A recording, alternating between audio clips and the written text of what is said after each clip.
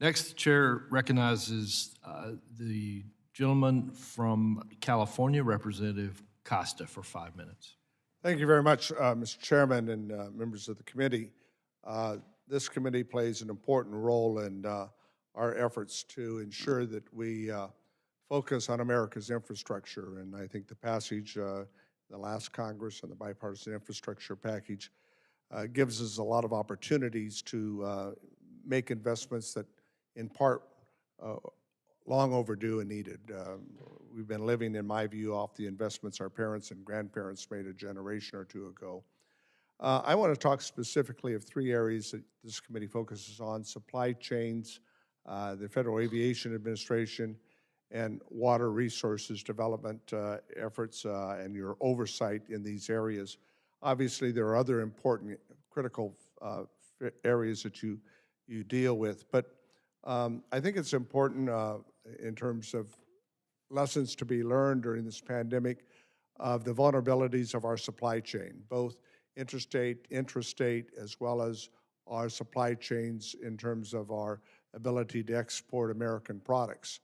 I think we've learned a few things, I hope we have, to bolster our supply chains internally and our ability to export, particularly around food. Food is a national security issue. It doesn't often get looked at that way, but I tell you, we're reauthorizing the Farm Bill this year, and it's one of the more bipartisan things we do. It is a national security matter.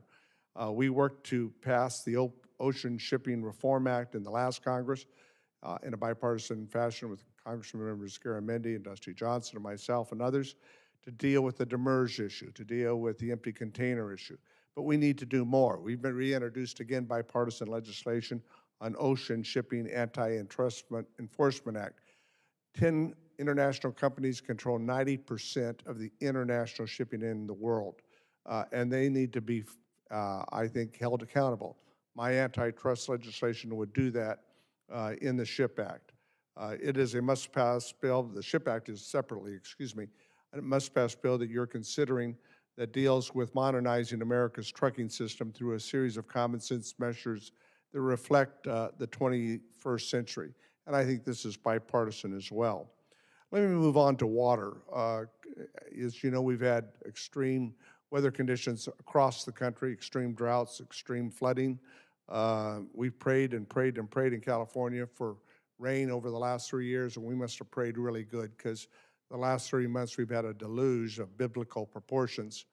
But the snowpack is also creating a series of flooding in my district and other places that we need to deal with in terms of the Army Corps of Engineers for flood management, for levee repairs and recovery.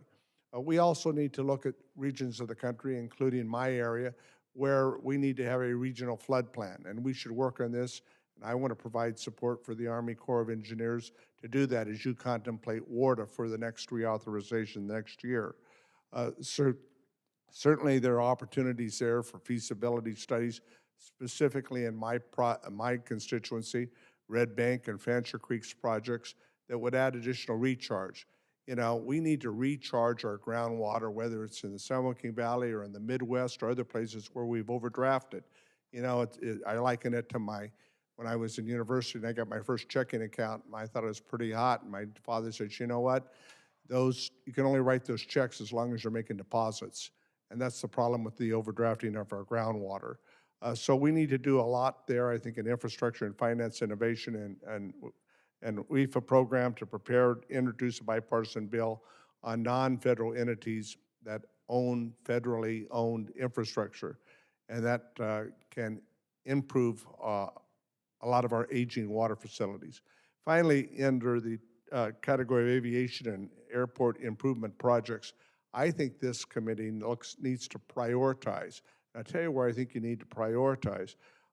Areas where we have National Guard facilities across this country, whether it's Air Force or Army Guard facilities, they get an incredible deal, our Department of Defense, by the municipalities operating these airports 24/7 for other purposes as well.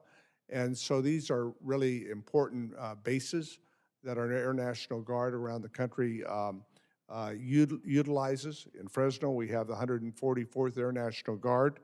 that has the squadrons of F-15 units, and they import a critical need for our national defense.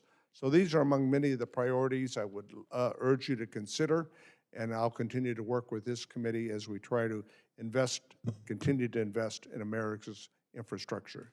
It's absolutely essential. Thank you, Representative Costa. Does any member have any questions of the gentleman from California? From California. Do you have a position on duck and fee? A position on what? Duck and fee. Duck and fee. Oh, yes, I do.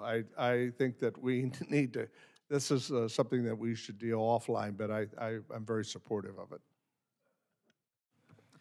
Thank you for that. We'll make sure that your testimony, too, is included in our record. Thanks for being with us this afternoon.